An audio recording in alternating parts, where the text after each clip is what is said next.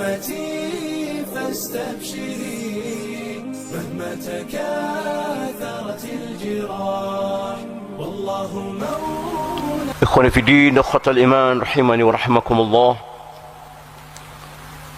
Bersyukur kita kehadirat Allah subhanahu tabarak wa ta'ala di pagi hari ini.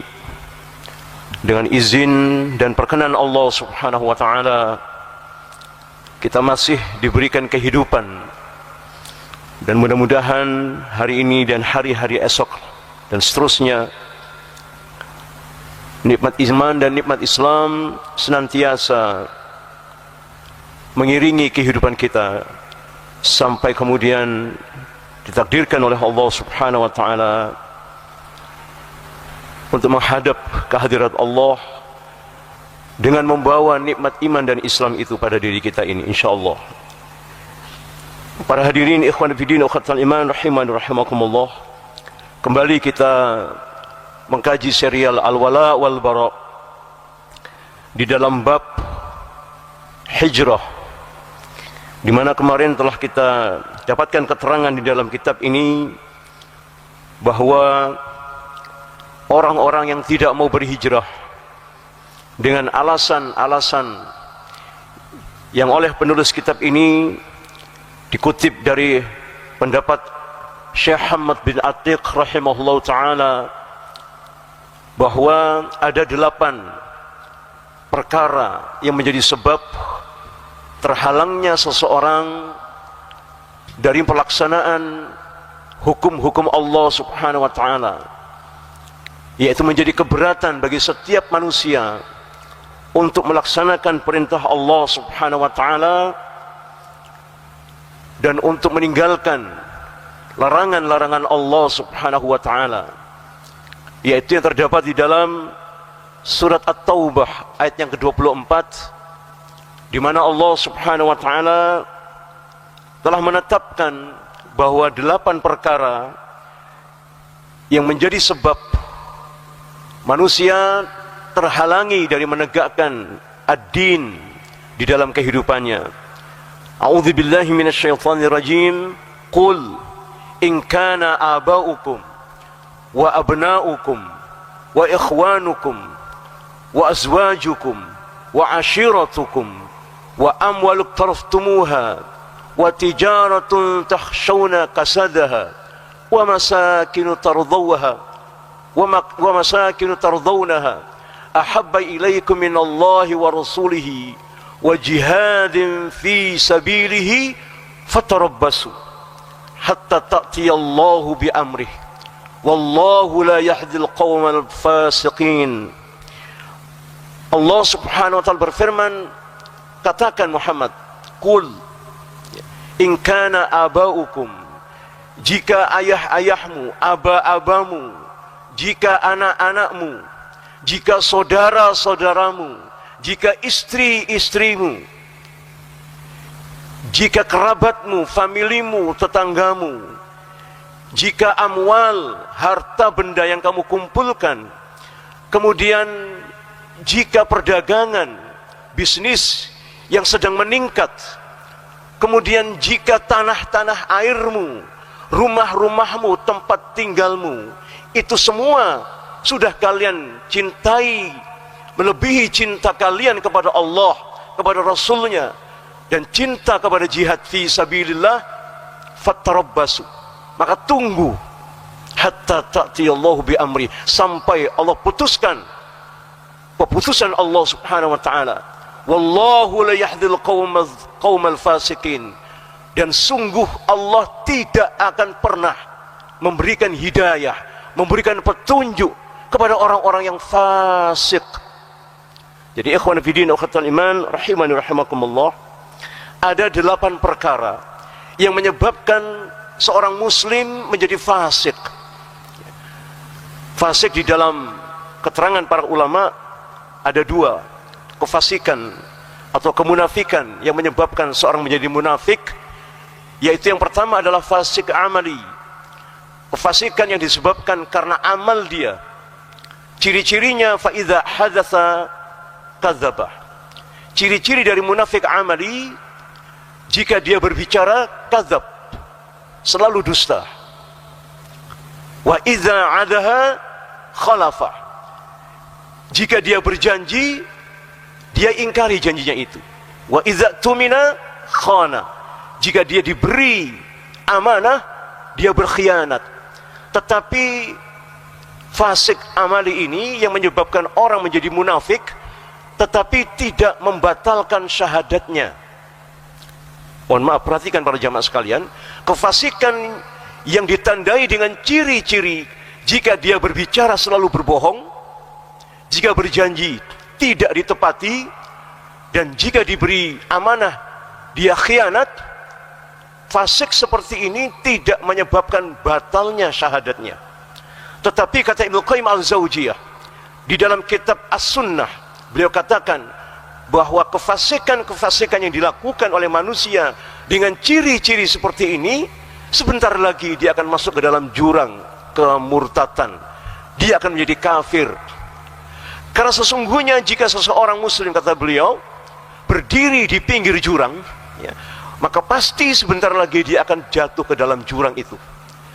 Maka sesungguhnya orang-orang yang dikatakan fasik dengan ciri-ciri seperti ini, kata beliau, seperti dia berdiri di pinggir jurang, dan jurang itu adalah jurang kemurtatan, kemunafikan. Ikhwan fillah ukhtal iman rahiman rahimakumullah. Lalu bagaimana tentang ciri-ciri orang-orang yang dikatakan sebagai fasik i'tiqad? Kefasikan yang disebabkan karena i'tiqadnya, karena keyakinannya dalam dirinya. Apa yang diyakininya? Di dalam surat An-Nisa 138 dan 139, sebelumnya 137, di mana Allah Subhanahu wa taala berfirman, "Innal ladzina amanu summa kafaru summa amanu summa kafaru summa zdadu kufran lam yakunillahi liyaghfir lahum wala liyahdihim sabila."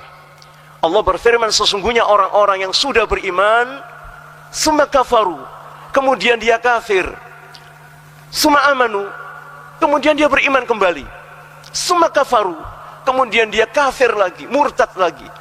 Maka kata Allah, summa zdadu kufran, maka dia akan bertambah-tambah kekafirannya. Lam yakunillahi liyaghfir lahum, tidak ada ampunan dari Allah terhadap orang seperti ini. Sudah beriman, kafir, beriman, kafir. Maka kata Allah, summasdad, maka bertambah-tambah kekafirannya. Summasdadu kufran, kekafiran dalam diri orang seperti ini, maka bertambah-tambah. Lam yakunillahi liyaghfir lahum, tidak ada ampunan dari Allah bagi orang seperti ini. Wala liyahdihim sabila, dan sekali-kali tidak bisa kembali, tidak ada jalan kembali baginya untuk menjadi seorang muslim lagi. Cukup kafir itu 2 kali, tidak bisa kafir 3 kali, cukup 2 kali. Nah, ikhwan fillah ukhtal iman rahiman rahimakumullah, Ibnu Katsir dan para mufassirin yang lain di dalam surah Al-Baqarah yang difirmankan oleh Allah Subhanahu wa taala, wa minan nasi may yattakhidhu min dunillahi wa minan nasi may yaqulu amanna billahi wa bil yaumil akhir wa ma hum bimu'minin yukhadi'una Allah wal ladzina amanu wa ma yakhda'una ila anfusahum wa ma yash'urun fi qulubihim maradun fazadahumullahu marada. Allah berfirman, wa minan nas, kata Ibnu Mas'ud, wa minan nas bukan sebagaimana yang diartikan di dalam Al-Quran terjemah Departemen Agama, tidak. Ibnu Mas'ud mengatakan, wa minan nas bukan sebagian atau bagian dari manusia, tidak. Wa minan nas bimakna aksara minan nas, banyak manusia, banyak manusia. Wa minan nas may yaqulu amanna billah wa bil yaumil akhir, banyak manusia yang mengaku beriman kepada Allah dan mengaku beriman kepada yaumil akhir, tetapi pengakuan ini ditolak oleh Allah. Wa ma hum bimu'minin, tidak, mereka tidak beriman kepada Allah. Kenapa? Karena dalam hidupnya mereka senantiasa yukhadi'un Allah, mereka menipu Allah dan menipu orang-orang beriman. Wa ma yakhda'un, tapi Allah katakan mereka tidak menipu siapa-siapa, tetapi menipu diri mereka sendiri. Wa ma yash'urun, tetapi mereka tidak sadar. Orang-orang seperti ini, para mufassirin mengatakan inilah berbahayanya kemurtatan tanpa sadar. Dia murtad, tetapi dia tidak sadar bahwa dia telah murtad. Kenapa demikian? Karena dia merasa masih melaksanakan sholat, masih merasa naik haji, masih berpuasa, masih beramal soleh yang lainnya, tetapi semua amalnya itu telah dibatalkan oleh Allah Subhanahu wa taala dengan kalimat wa ma hum bimu'minin yukhadi'un Allah walladzina amanu. Karena mereka senantiasa menipu Allah dalam hidupnya. Apa yang dimaksudkan tipuan itu? Maka mari kita lihat di dalam surat An-Nisa 138 dan 139. Setelah Allah terangkan bahwa orang yang sudah beriman kemudian kafir, kemudian beriman kafir lagi, kemudian beriman kafir lagi, maka dia akan bertambah kekafirannya. Ini penipuan, ini bermain-main di dalam Islam. Maka cukup, kata mufassirin, para ahli tafsir mengatakan cukup murtad itu 2 kali, tidak bisa ketiga. 3 kali maka tidak ada ampunan baginya dan tidak ada jalan kembali untuk menjadi muslim. Ya.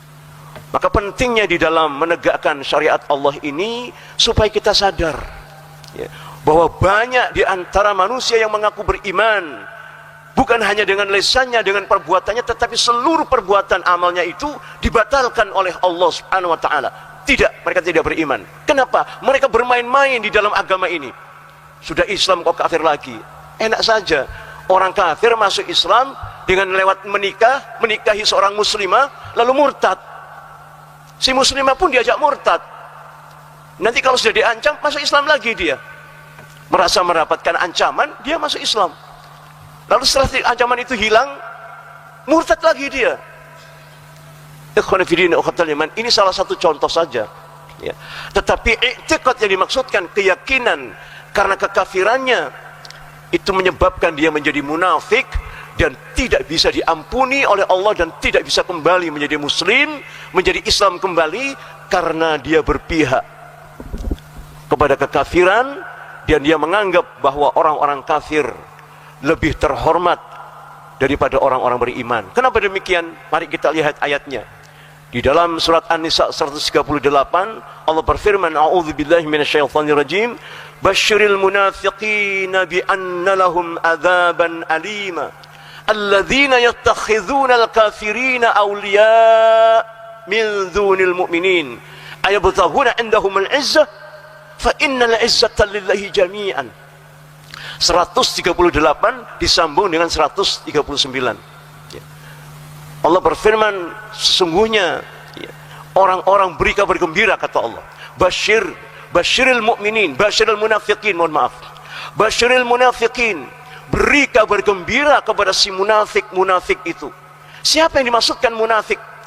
Maka di sini tidak ada lagi penafsiran, sebab Allah sendiri menetapkan orang-orang munafik yang menyebabkan batal syahadatnya, tidak bisa kembali menjadi Islam, dan tidak ada ampunan sampai mati dia. Tidak ada ampunan bagi dia.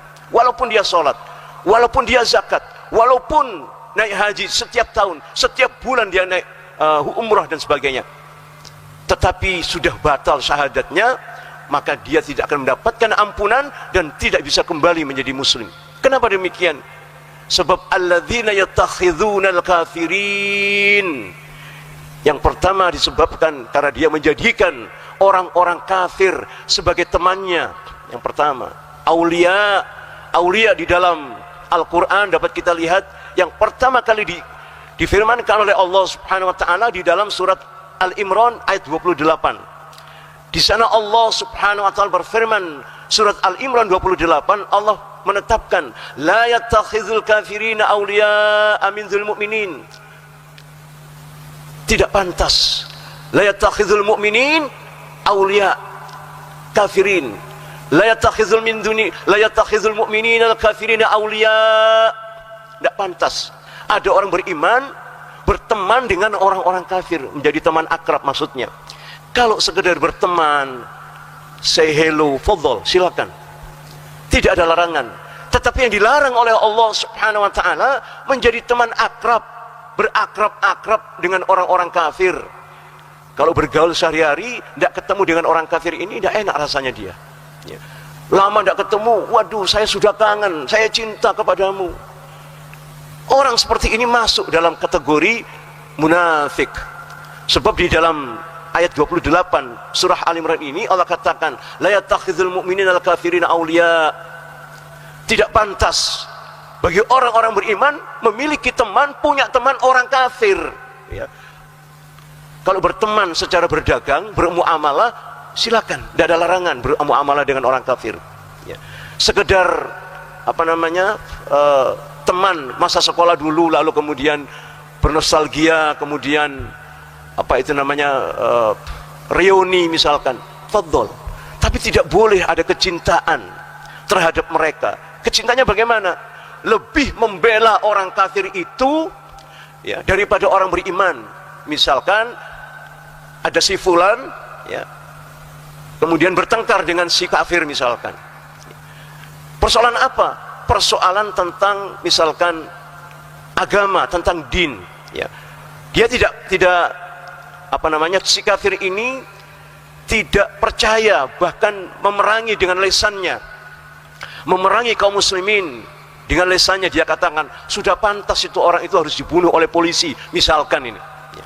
Itu keluar dari lisan, dari mulutnya si kafir ini ya.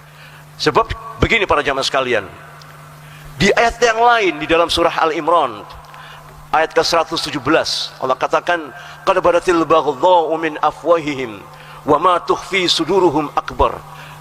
Jadi Allah katakan qad badatil baghdha'u min afwahihim, telah nampak kebencian dari mulut-mulut orang kafir, wa ma tukhfi suduruhum, dan yang tersimpan di dalam dada mereka. Lebih jahat lagi kebenciannya terhadap Islam dan kaum muslimin. Ini ciri orang kafir ya. Kafir apa saja, terutama Yahudi dan Nasrani ya. Maka Allah di dalam ayat ini mengatakan ya, tidak pantas bagi orang-orang beriman, la tattakhidhu bitanatan min dunil mu'minin ya. Tidak pantas, la tattakhidhu bitanatan min dunikum awliya, kata Allah. Tidak pantas kalian orang-orang beriman mengangkat orang-orang kafir di luar agama kalian sebagai aulia, sebagai teman, sebagai pemimpin, dan sebagai pelindung. Tidak pantas. Ada orang beriman berkawan, berteman dengan orang kafir, tidak pantas, kata Allah. Ada orang beriman menjadikan orang kafir sebagai pemimpin, tidak pantas, kata Allah. Ada orang beriman menjadikan pemimpin kafir sebagai pelindung, tidak pantas. Kenapa demikian?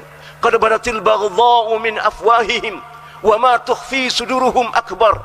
Karena telah nampak dari kebencian mulut-mulut mereka itu, sudah nampak kebenciannya dari mulut-mulut kafir itu sudah sangat jelas ya. Ahok misalkan ya, telah nampak kebencian dari mulutnya terhadap Islam dan kaum muslimin, sudah nampak. Tiba-tiba dijadikan direktur Pertamina. Orang seperti ini telah murtad, kata Allah. Mengangkat Ahok sebagai pemimpin Pertamina, apalagi sebagai kepala BUMN, orang yang mengangkat ini dia telah kafir, dan kafirnya disebabkan karena kemunafikannya. Ini contoh yang konkret para jamaah sekalian, dan ini bukan fiktif, ini kenyataan. Ayat-ayat Allah subhanahu wa ta'ala telah nyata. Orang yang menghina Islam, menghina ayat-ayat Allah, bayangkan, diangkat menjadi pemimpin untuk mengurusi aset-aset negeri kaum muslimin ini. Bayangkan itu. Telah nampak kebenciannya dari mulutnya Ahok itu. Wa ma tukhfi suduruhum akbar. Yang tersimpan dalam dadanya Ahok itu lebih besar lagi sebenarnya kebenciannya itu. Dia masih dendam, kata Allah di dalam ayat ini. Surat Al-Imran 118 dan 119. Maka ikhwan fillah ukhtal iman, al-wala wal bara sebagai akidah, penjelasan dari kalimat la ilaha illallah sangat jelas dan terang menjelaskan siapa kafir sebenarnya dan siapa teman-teman kafir ini. Loh, bagaimana kalau dia ustadz, dia LC, dia MA?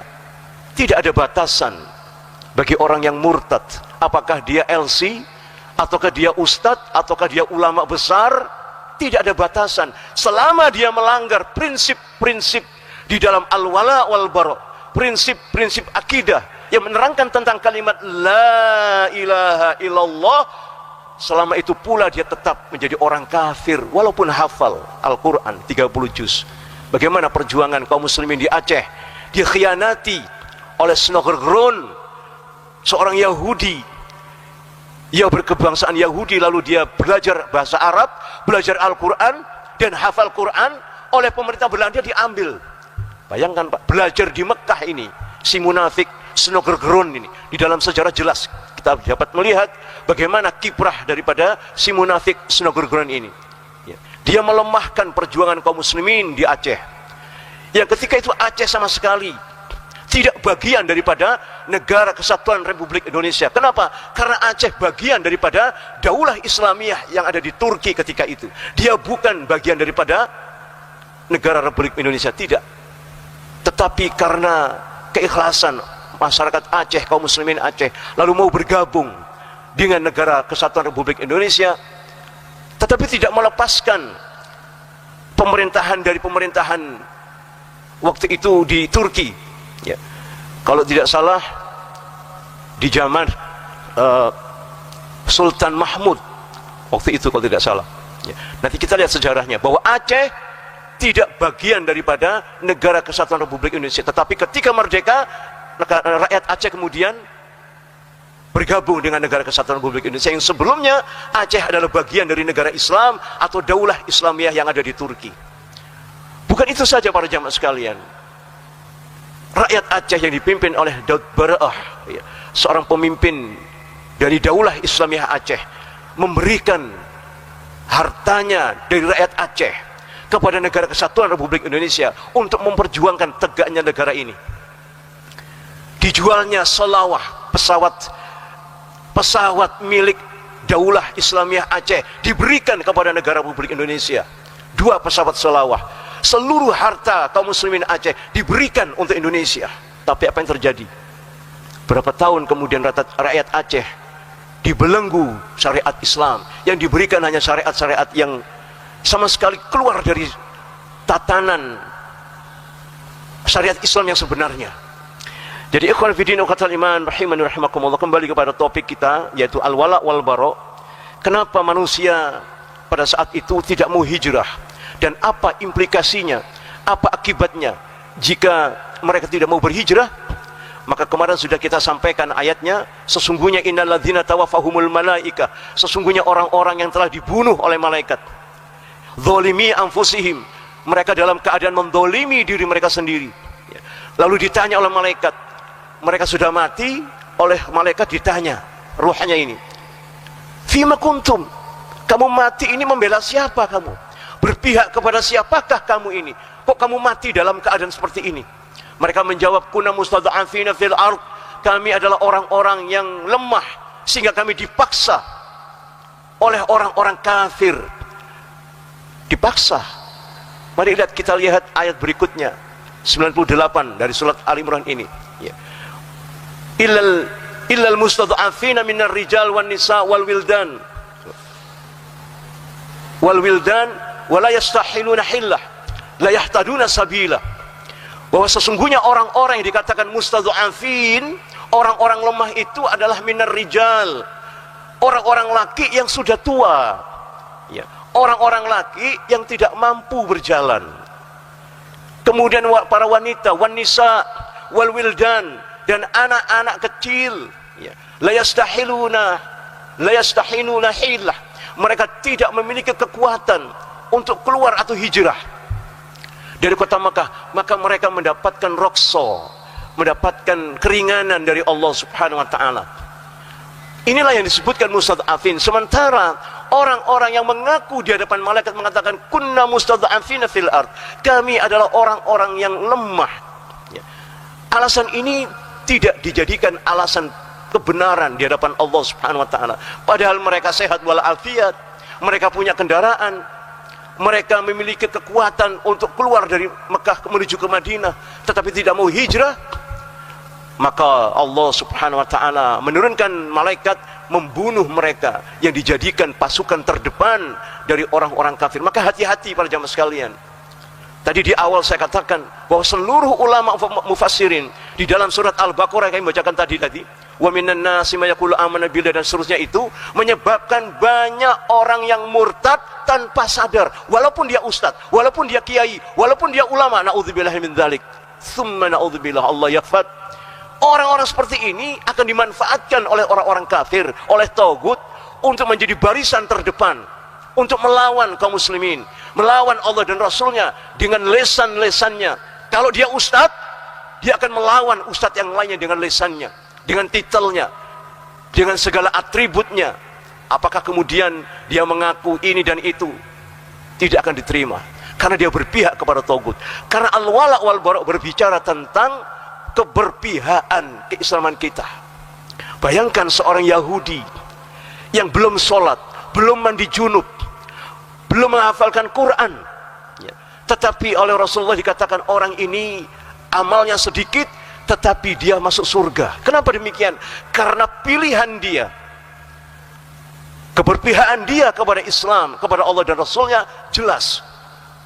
Kenapa demikian? Karena dia ketika melihat kaum muslimin berperang melawan Yahudi, ini orang Yahudi, dia tidak suka dengan Yahudi, dia tidak suka dengan orang Yahudi, lalu dia minta kepada Rasul, ya Muhammad, izinkan saya berperang melawan Yahudi itu. Kata Rasul, buat apa kau perang?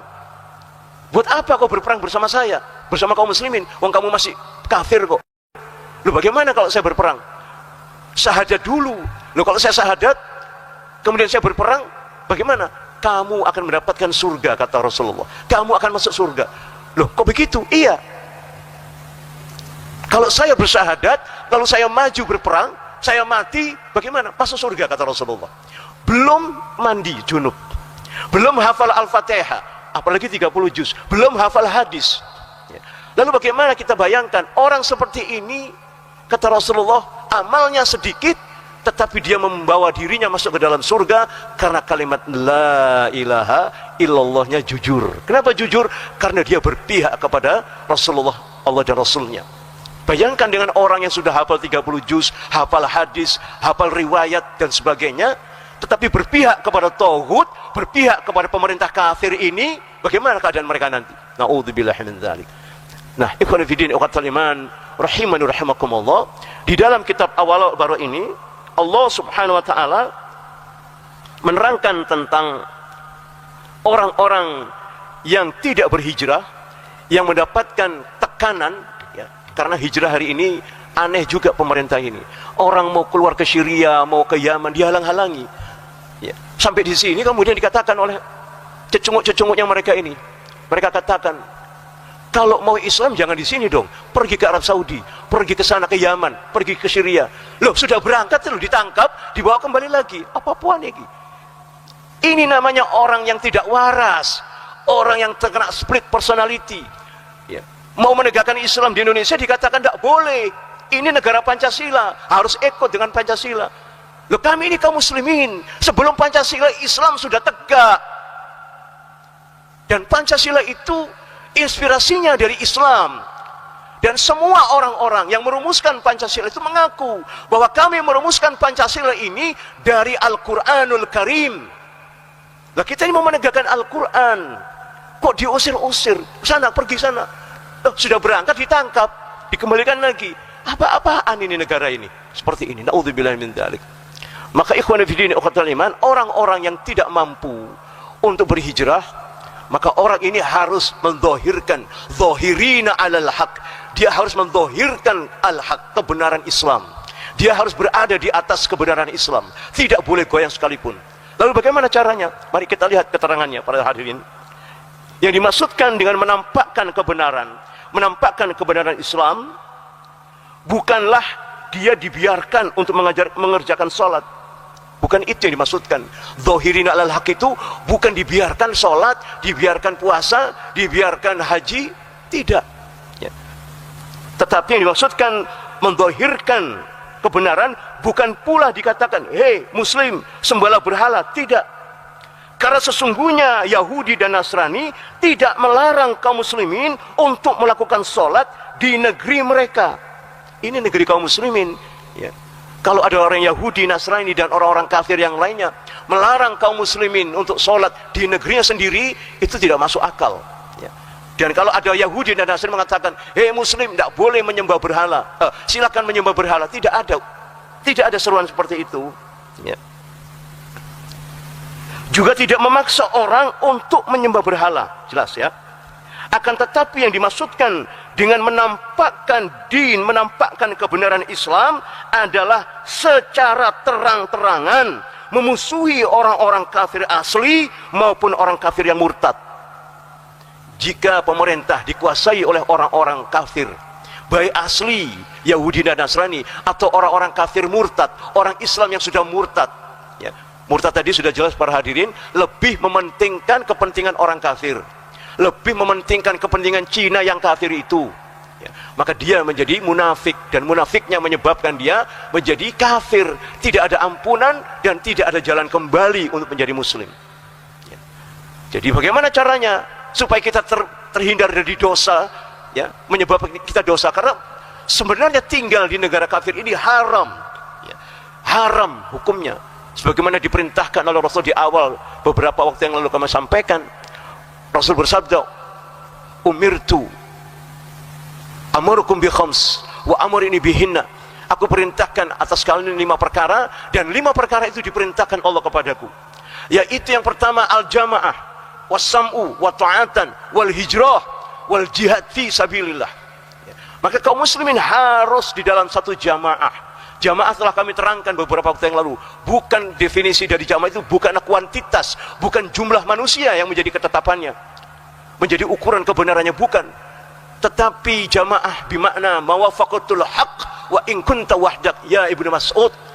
Al jamaah bimakna kebenaran itu di atas, ya, engkau di atas kebenaran Islam, wa in kunta wahdak, walaupun kamu sendirian nantinya, kamu berdiri sendiri di atas kebenaran, itulah yang disebut al-jamaah. Jadi ukuran jamaah itu bukan ukuran kuantitas atau jumlah manusia, bukan. Tapi al-jamaah ukurannya adalah kebenaran Islam. Lalu bagaimana orang yang tidak hijrah? Dia tinggal di satu pemerintahan, negeri Islamnya ini dikuasai oleh orang-orang kafir murtad maupun kafir asli. Maka untuk membatalkan agar dia tidak mendapatkan dosa di hadapan Allah, maka penulis kitab ini menjelaskan bahwa memusuhi orang-orang kafir murtad maupun kafir yang asli dengan mengemukakan sebagaimana dikemukakan oleh Maja'ah terhadap Khalid bin Walid. Siapa Maja'ah? Dia adalah orang Islam yang hijrah dari Madinah ke Yamamah, lalu terjadi perang antara kaum muslimin yang dipimpin oleh Khalid bin Walid, ya, perang melawan Musailamah al-Kadzdzab di Yamamah. Maja'ah ini dengan orang-orang kaumnya ini, ya, tidak memerangi Musailamah al-Kadzdzab dan tidak membantu Khalifah Abu Bakar As-Siddiq, karena ketika itu Rasulullah sudah meninggal, ya. Rasul meninggal, diganti Abu Bakar As-Siddiq, lalu Abu Bakar mengutus Khalid bin Walid untuk memerangi Musailamah al-Kadzdzab bin Unfuah, ya. Jadi Musailamah ini adalah orang Arab yang mengaku nabi, lalu diperangi oleh Abu Bakar sebagaimana wasiat dari Rasulullah SAW. Karena di zaman Rasulullah masih hidup, dia sudah memproklamirkan dirinya sebagai nabi. Dia mengaku sebagai nabi. Pada saat itu Rasulullah masih ada, dan dia telah membuat Al-Quran, menyaingi Al-Quran yang dibawa oleh Rasulullah SAW. Sehingga Rasulullah mewasiatkan kepada Abu Bakar As-Siddiq untuk memerangi Musailamah al-Kadzdzab. Dan saat itu Musailamah didukung oleh seorang yang bernama Naruh Ar-Rajal, salah satu sahabat Nabi yang murtad. Nah, penting ini para jamaah sekalian. Sejarah seperti ini mohon maaf, belum atau jarang kita dengarkan bagaimana kekuatan Musailamah, kenapa pendukungnya bisa begitu banyak dan maju pesat ke perkembangan kemurtadan kaum muslimin. Karena ada ulama di sampingnya, ya, yang menyebabkan kaum muslimin menjadi murtad dan membela Musailamah al-Kadzdzab ini. Siapa dia? Naruh Ar-Rajal, seorang sahabat Nabi yang murtad. Ketika Rasulullah datang, mereka berkumpul. Di situ ada Abu Hurairah dan beberapa sahabat, termasuk Naruh Ar-Rajal. Kemudian Rasul mengatakan, sungguh aku melihat di antara kalian ini ada gigi gerahamnya di dalam neraka, dan gigi gerahamnya itu terlihat sebesar gunung Uhud, kata Rasulullah. Abu Hurairah kemudian ketakutan. Kemudian dia berhitung, si fulan meninggal, si fulan meninggal, si fulan meninggal. Tinggal berdua, dia dengan Naruh Ar-Rajal. Maka Abu Hurairah memohon kepada Allah, ya Allah, jangan sampai sabda Rasulullah dikatakan bahwa melihat gigi geraham seorang yang murtad ini di dalam neraka, jangan sampai itu ada padaku ya Rasulullah, ya Allah subhanahu wa ta'ala. Dia mohon kepada Allah. Maka ikhwan fillah ikhwatul iman, persoalan murtad ini Masya Allah akan kita bahas pada pertemuan berikutnya insya Allah. Semoga Allah subhanahu wa ta'ala menguatkan ilmu yang telah kita dapatkan ini dengan amal yang akan kita laksanakan. Fa insyaallah pelaksanaan ilmu ini dengan amal, selalu kita mohon kepada Allah agar Allah membimbing kita, memberikan kekuatan kepada kita agar kita beramal sesuai dengan ilmu yang sahih ini. Amin Allahumma amin. Aqulu qouli hadza astaghfirullah wa lakum innallaha ghafurur rahim. Allahumma rabbana srif anna su'a bima syi'ta wa kaifa syi'ta innaka 'ala ma tasha'un qadir. Wallahu a'lam bissawab. Subhanakallahumma wa bihamdika asyhadu an la ilaha illa anta astaghfiruka wa atubu ilaik. Wassalamualaikum warahmatullahi wabarakatuh. يا أمتي فاستبشري